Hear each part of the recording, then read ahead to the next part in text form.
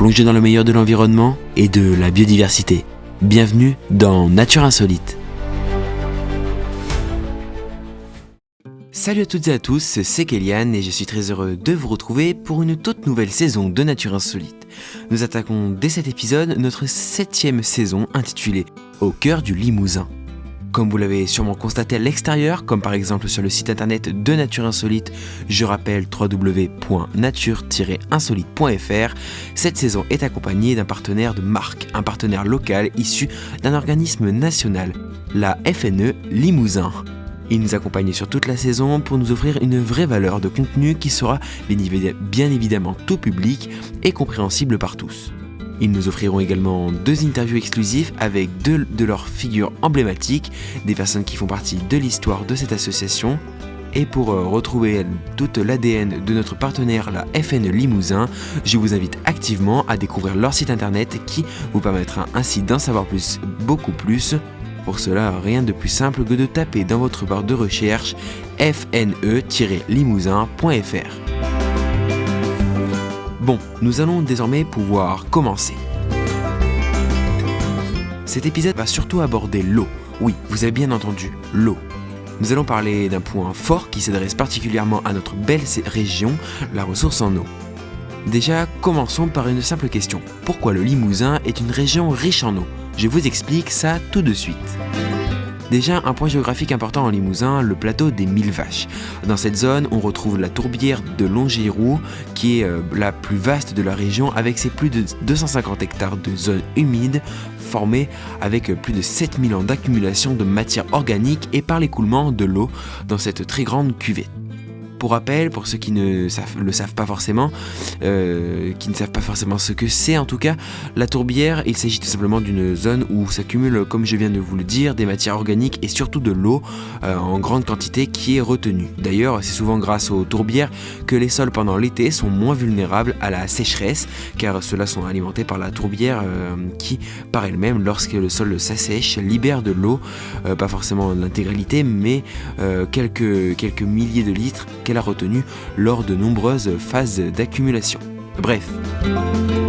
Si on revient sur notre sujet de base, on pourrait dire que le plateau des 1000 vaches reste une zone faisant partie des plus pluviales en France, avec un relevé de 1200 à 1400 mm d'eau qui tombe en une seule année, énorme quand même.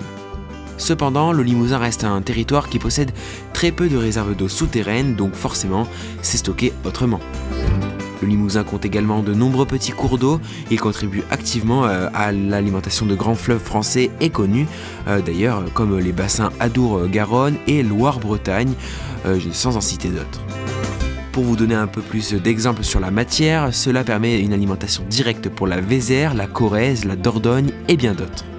Pour vous dire à quel point notre région fait partie des plus riches en termes de vivants, le plateau des 1000 vaches occupe un rôle majeur dans le réseau hydrographique français.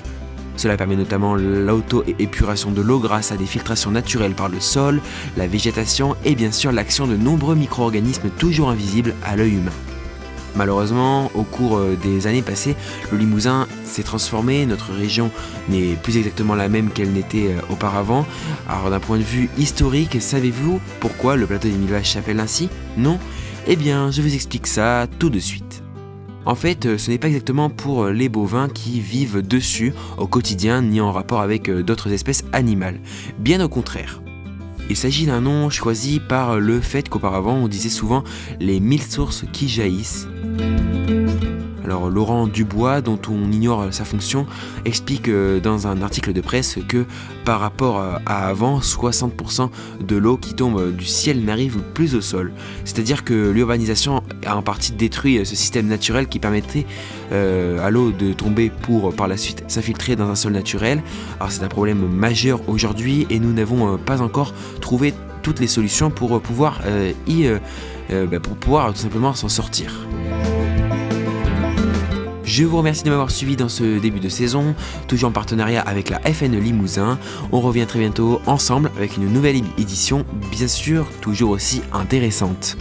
Dans le prochain épisode, vous aurez la chance de profiter d'une interview extérieure, bonus, réalisée exceptionnellement avec un acteur extérieur ne faisant pas partie de notre organisme partenaire. Alors je tiens à remercier Manon et Marion qui continuent activement à me soutenir dans mes projets et qui écoutent chacune de mes saisons les unes après les autres. Merci à vous et on se retrouve bien sûr très bientôt, très prochainement. Ciao ciao.